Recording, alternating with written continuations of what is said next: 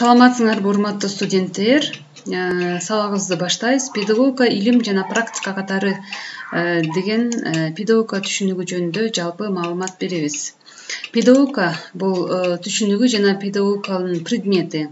Биринчи жолу педагогика 17-кылымдын башында англис философу Фрэнсис Бэкон тарабынан философиялык билимдердин тутумунан бөлүнүп алынган жана илим катары белгилүү чех педагогу Ян Амос Коменскийдин эмгектери аркылуу бекемделген. Ян Амос Коменский билим берүүнүн жана тарбиялоонун педагогикалык улуу дидактика деген теориясын түзгөн. Анын эне мектеби, сезим буюмдарынын дүйнөсү сүрөттөрдө, жаратылыш берген жөндөмдү өнүктүрүү тууралуу эмгектери жарык көргөн. Жана бул эмгектер моралдык тарбиялоо ыкмаларынын, педагогиканын жаралышы, бул ыкмалардын бөлүнүшү жана ошондой эле тарбиялоочу окутуунун идеяларын ишке ашырууну негиздеген. Алар тарабынан акылдык башталышта коомчулукту кайра түзүү, аларды жаратылыш берген таланттарын өнүктүрүүнүн жүрүшүндө жогорку маданияттуу бардык адамдарды теңдештирүү долбоорун түзгөн. Демек, педагогика адамды жана аны окутуунун, тарбиялоонун маңызын, принциптери, ыкмалары, формалары тууралуу илим. Бул инсанды калыптандыруу жана өнүктүрүү боюнча билим берүү жана тарбиялоо практикасынын маданияты тууралуу илим. Изилдөөчүлөр белгилегендей, бул педагогика адамзаттын тажрыйбасын максаттуу өткөрүп берүү процесси, өсүп келе жаткан муунду жашоого жана ишмердүүлүккө даярдоо тууралуу илим. Жана ошондой эле Андреевдин айтуусу боюнча педагогика тарбиялоонун, билим берүүнүн, окутуунун, социалдаштыруунун жана адамдын чыгармачылык, өзүн өзү өнүктүрүүсүнүн мыйзамдары, мыйзам ченемдүүлүктөрү жөнүндөгү илим деп айтылат.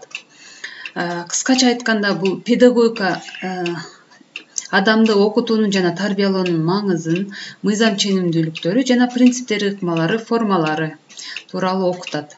Кийинки термин менен таанышабыз — салыштыруу. Анын аталган коомдун толук кандуу мүчөсү катары жашашына мүмкүнчүлүк берген билим, норма, баалуулуктардын белгилүү бир тутумдарын адам тарабынан өздөштүрүү процесси деп түшүнө алабыз. Дене тарбия жана спорт педагогикасы адам тарабынан окутуу, тарбиялоо процессинде ишке ашырылган дене тарбия спорттук ишмердүүлүктүн алкагында предметтик өздөштүрүүсү жана ошондой эле адам жана коом тууралуу фундаменталдык билим тарбиялоо, окутуу, билим берүү жаратылышы тууралуу суроолорду чечүүгө негиз болот.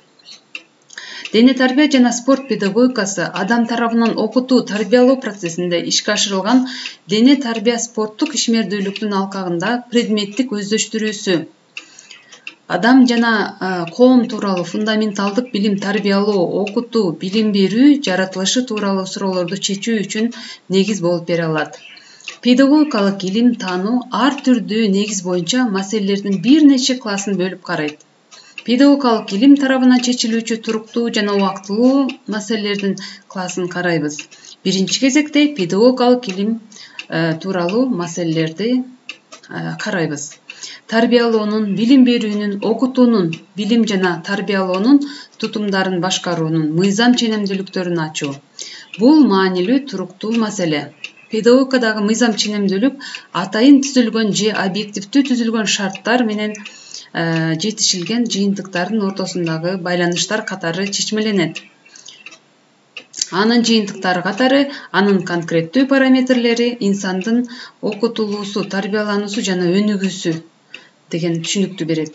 Билим берүүнүн жакынкы жана алыскы келечегин баамдоо, илимий божомолдоосуз билим берүү саясатын, билим берүү экономикасын, педагогикалык ишмердүүлүктү жакшыртуу, билим берүү тутумун башкаруу дегенди билдирет. Изилдөөнүн жыйынтыктарын практикага киргизүү. Бул маселе кийинки 10 жылдыкта гана келип чыккан. Бул биринчи кезекте материалдык гана эмес, руханий өндүрүш жана өнүп өсүү дегенди билдирет.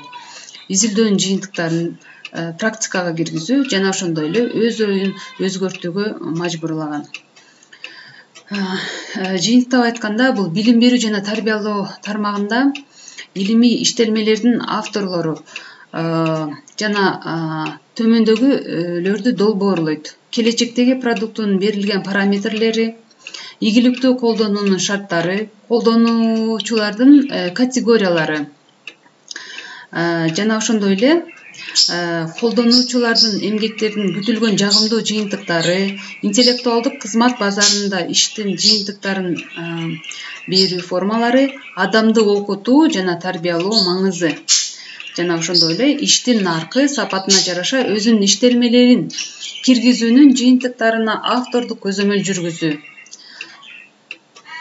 Педагогикалык илимдин убактылуу маселелерин карайбыз. Масштабдуулугу, татаалдуулугу, белгисиздиги белгилүү даражада коомдун жашоосундагы социалдык экономикалык шартынан көз каранды. Жана ошондой эле алардын санына да көз каранды. Аларды чечүү практиканын жана өнүгүп жаткан илимдин өзүнүн керектөөлөрү менен түшүндүрүлөт. Мындай маселелер төз көңүл бурууну жана ошондой эле маселелердин классына кирет. Маселен, электрондук китептерди, электрондук каталогдорду түзүү, билим берүү мекемелерин компьютерлештирүү дегенди билдирет.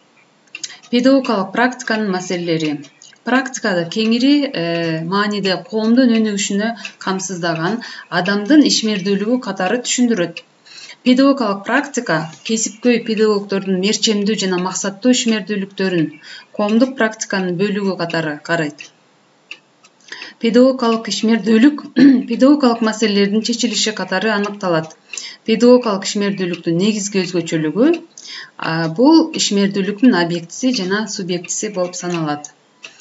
Педагогикалык маселе адам билбеген абалдан билген абалга, түшүнбөгөн абалдан түшүнгөн абалга жана жөндөмсүздүктөн жөндөмдүүлүккө өткөрүү, даярдоо дегенди билдирет. Педагогикалык маселе педагог тарабынан окутуунун же тарбиялоонун максатын түшүнүүсүнүн жыйынтыгы болуп саналат.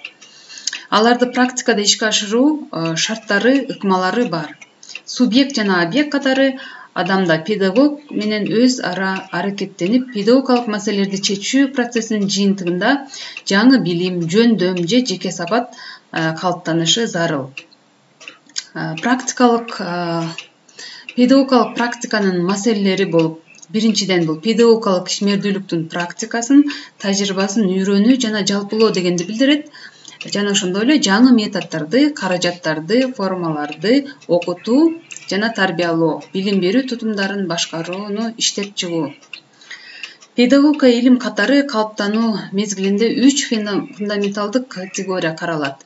Бул педагогиканын эң негизги категориялары: билим берүү, окутуу жана тарбиялоо.